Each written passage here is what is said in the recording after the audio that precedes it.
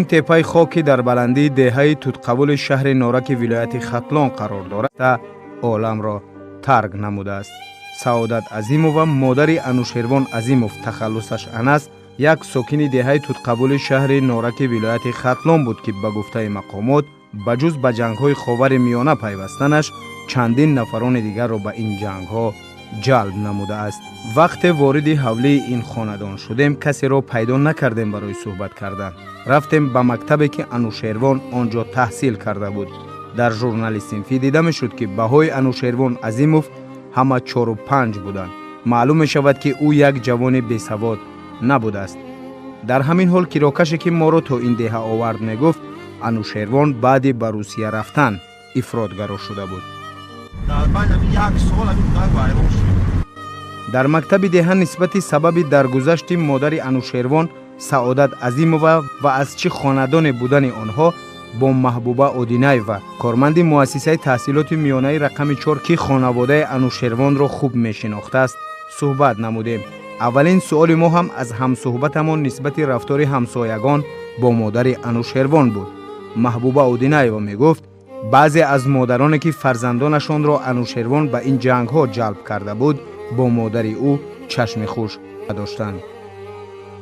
همسایه‌شون همین بچه قطعی هر جور یک جای رفتگی بودن. این بچه را که خوشبختانه که همین کارکنه ارگان های مسکو باشه که جایی را داشتن آوردن خیلی با درباره هردش و معلومات داد بسیارتر. جنگی شدن، هر دو زناش جنگی شدن، در کوچه کودکوی همدیگر را سر میکردن، دشناموی قبلی میدادن. برای همین خاطر همین اوچه انوشیروان با حکومت مراجعت کرده که بسیار همین آدم من همین خیلی کار کرده است. یعنی از پشت فرزندش تحقیرش میکرد.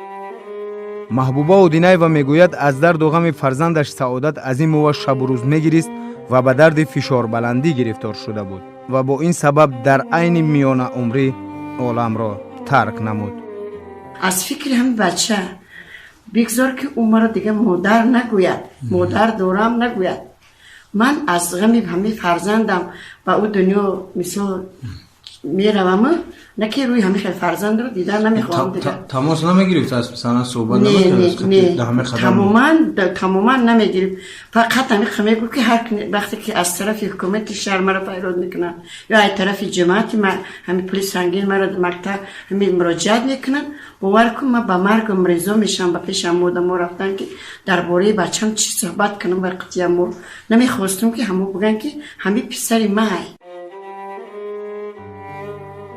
این بود اول و انجام یک مادر که وقتی فرزند را به دنیا آورد و بسط خون دل به وی رسانید آرزو میکرد که در ایام پیری دستنگرش خواهد شد، ولی متاسفانه این طایفه پسران دستنگر چه که سبب مرگ مادران خویش میشوند. کارشناسان سبب‌های اساسی پیوستن جوانان تاجیک را به این گونه گروه‌ها در 2 عامل اساسی می‌دانند: اول مبلغ و دوم نداشتن سواد دینی و دنیوی. السلام علیکم بابای حاجی، میبخشید سوالی دارم. من ماشین خریدم. میگویند که پیش از ماشین را خریدن باید زکاتش را بدهی. اگر من زکات ماشین را ندهم چی میشود؟ این ماشین زکات ندارد. مثال کسی که ماشین میخرد معنای او را ندارد که ماشین زکات داشته باشد، بلکه آدمی که با دولت باشد یعنی $800 داشته باشد به حساب حاضره. اگر همین $800 یک سال تغییر نیابد، $800 بماند یا $800 زیاد شود، در گردن این آدم فرض می شود که چکار کند؟ از $800 $16 جدا میکند، در دست یگان آدم مستحق فقیر برده میدهد. سلام بابای حاجی، سوال میگویند که با دختر سر منزل رفتن ممکن نیست. من صاحب 7 دختر می باشم. خداوند به من فرزند پسر عطا نمی کند. در این حالت من از دنیا می گذرم. فرزندان من باید بدانند که سر گوری پدرشان در کجا هست. آیا در این حالت دختران من نمی توانند که یکی از آنها سر گوری پدرشان را بینند یا نه؟ یعنی این برادرمان فقط صاحب دختر بوده است و خواهش همین بوده است که دخترهاش بالای منزل پدرشان رفته در حق پدرشان دعا کنند. سر منزل رفتن با حدیث پیغمبر خدا چی برای مرد چی برای زن جایز است، چی برای زن و چی برای مرد جایز است. این حدیث پیغمبری خداست، لیکن فقط با همون لباس‌هایی که خداوند در قرآن فرمایش داده است برای زنها، انا همون لباس اگر در بدن اونها باشد، یعنی سطر اسلامی داشته باشند، میتونن که رفته سر گوری پدر خدا زیارت کنند. لیکن امروز فکر میکنم حاجت به اینم نیست. اگر همون دختری که در ما و شماست از جانب خانه با قدر همون ذره‌ای که دارد، اگر خیر احسان میکند یا قرآن میخواند یا دعا کند در حق پدر ببخشد، انشاءالله خدا قبولش میکند. اینش بهترین صورت است از اونی که مثال بالای قبرستان همون زنها رفته دعا و درود میکنند. اگر چنده که در فتوا رفتن زن با طریق سطر اسلامی جایز است. السلام علیکم داملای شیرین سخن. نمازهای سنت 4 رکعت باشد، همه آنها به سوره می آیند. البته همین 4 رکعت نمازهایی که سنت هستند هر 4ش به سوره هست، فقط 4 رکعت فرض 2 تاش به سوره و 2 تاش به سوره است. اگر شما سنت هر 4ش در یکی از اینها اگر زمی سوره نکنین، نماز شما فاسد است. از سر بخونید نماز. نمازهای سنت به سوره نمی شود. السلام علیکم داملای عزیز.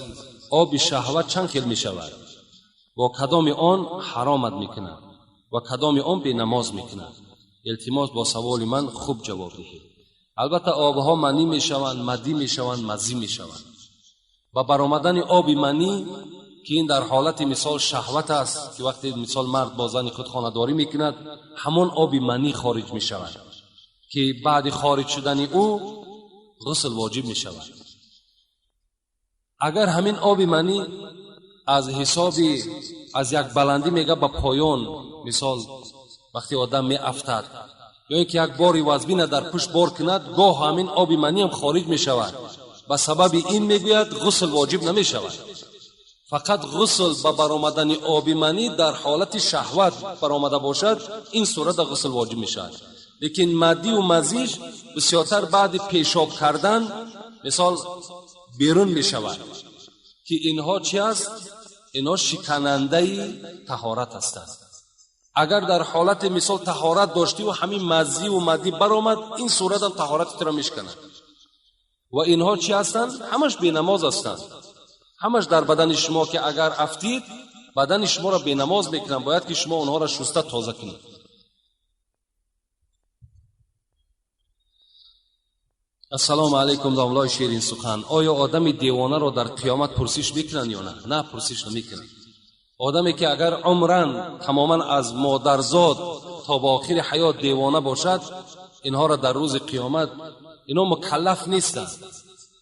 از این خاطر اینها را در روز قیامت هیچ سوال و جوابی نمیکنند. السلام علیکم داملای عزیز. در مسجدی که نماز جمعه خوانده نمی شود، نماز عید را خواندن ممکن است؟ مسجد ما 5 وقته است و در آنجا نماز عید را می‌خوانیم. نه، جایز نمی شود. در نماز جمعه فقط نماز عید بخوانید. در نمازهای 5 وقته، نمازهای جمعه و مثال نمازهای عید فقط می شود که به قرار مفتیات اگر شما مثال دستور داشته باشین، اجازت نامه داشته باشین، میتونین که بخوانید. این طریق از پیش خود خواندن نمیتونید. السلام علیکم داملای محترم حاجی میرزا. از شما خواهش میکنم که به سوال من جواب دهید. ما هر روز شاهد آن میشویم که در ماشینه‌های سبک‌رو کاسیته‌های امر معروف و تلاوت‌های آیات کلامی ربانی را گوش میکنند. و آیا ما اکثریت مردم که از سجده تلاوت بیخبریم؟ مثلا در سوره اقرا جای سجده تلاوت دارد، ما چیکار کنیم؟ از شما حاجی محترم خواهش میکنم که در همین مسئله روشنی اندازید. یعنی سجده تلاوت در اصل مثال مردم ما و شما درک ندارد. در 14 جای قرآن سجده تلاوت است. یعنی وقتی که همین 14 جای قرآن سجده تلاوت دارد، وقتی همین آیات ها تلاوت میشوند، باید که ما چیکار کنیم؟ بعد شنیدن همین آیت سجده تلاوت، یعنی آیت بگیم همون سجده، باید که 2 سجده را انجام دهیم. از این خاطر در ماشین ها وقتی که کاسیت ها را که گوش میکنین، مثلا سوره اقرا آیت سجده است، با شنیدن کاسیت سجده واجب نمی شود. فهمیدین؟ بس شنیدن از کاسیت اگر آیت سجده خوانده شود، این در واجب نمی شود. فقط در حالتی که از آدمی همین بگیم زنده در پیش شد یا در داخل نماز باشد آیت سجده را خواند برای آدم خارجی نماز هم واجب می شود. سوال ها را مختصرا جواب میگیم برای که سوال خیلی زیاد است، چی در خانه و چی در پیش ما. السلام علیکم داملای عزیز، مادر من سینش به 45 رسیده است اما نماز